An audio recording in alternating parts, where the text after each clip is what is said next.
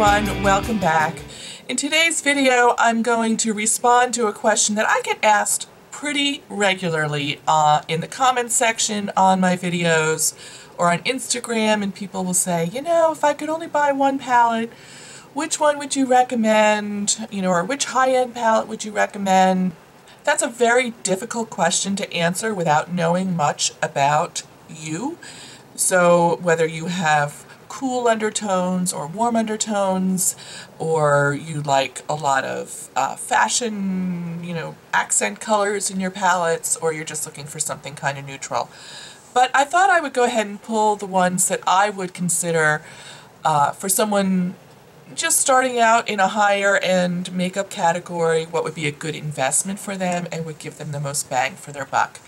And so I have 4 different palettes here. I'm just going to talk about them briefly. They're all ones that you have seen and heard about, but I'm going to just kind of share my thoughts on them and why I would recommend these for someone who was going to invest or make a first-time purchase like that.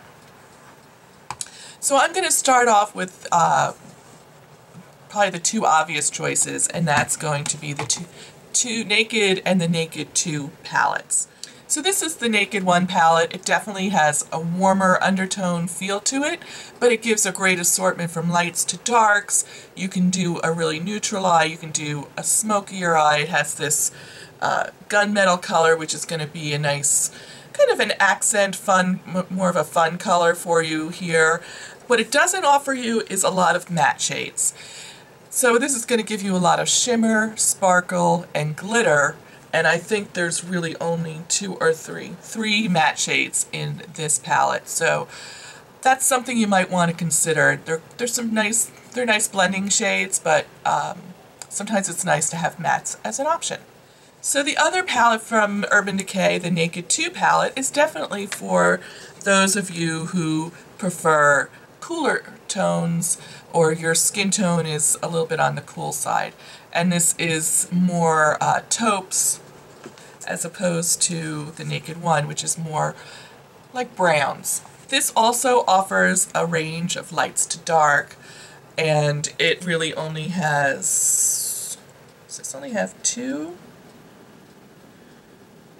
I think this only has 2, with the exception of this end, matte shades. So you're going to get a lot of shimmer, sparkle, and glitter in this one as well, but really some really beautiful, lovely taupe shades. And I prefer this palette over this one because I have cooler undertones. Kate prefers this one because she has warmer undertones. That's kind of the difference there. But there's some great one and done shades in both of these palettes, so for if you're just starting out and you don't want or don't really know how to do a big elaborate blended out look, there's some good options there. The next one I'm going to talk about is the Stila In the Light palette, and I noticed they took this off the shelves at Ulta, so I hope that doesn't mean they're discontinuing it. I think it's still available on, like Stila's webpage and other places. But this is a really nice neutral-based palette that has some really great colors in it. It has this kind of bluish, fun color you can use as an accent, and it has a few extra matte shades in it that like the Nakeds don't have. So you get a little bit more of an assortment of mattes in here. This is a phenomenally versatile palette. It's probably the least expensive in the bunch, and it gives you some really great eye looks in here, from some more neutral, lighter looks to some more of the darker looks. This is a personal favorite. I do love this one quite a bit. Then the last palette I'm going to talk about is the original Lorac Pro Palette, and I think this is probably the one that I would recommend the most, only because it has equal number of matte and shimmer shades in it. It has a nice complement light to dark, and it has some nice pretty accent colors, this garnet and the deep purple and the sable, so you get a few extra accent colors in here that you don't get in either one of the Nakeds. And it's just a nice balance of light to dark, and you can do almost any eye look on the planet using this palette. So I think, you know, you can't go wrong with this one as well. And I probably think this is really the most neutral. It doesn't read too warm, it doesn't read too cool, so it's kind of really in the middle of the road. So I really think this is a phenomenal palette, and it is probably right up there as maybe one of my top 5 palettes that I own. So really love this, and I think it's terrific. So I am going to include a couple of honorable mentions that you know, I own, I like. I don't own every palette, but these are the ones that I own and the ones that I like the best. But another good neutral palette is the Chocolate Bar palette from Too Faced. Some really great neutrals, some really pretty accent colors.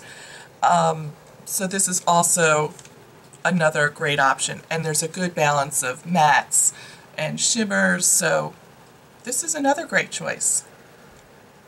And if you are looking for something a little bit smaller, this is the new edition of the Too Faced Naturalized palette.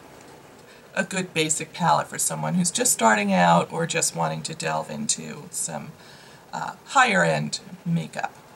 So I hope you found this video useful.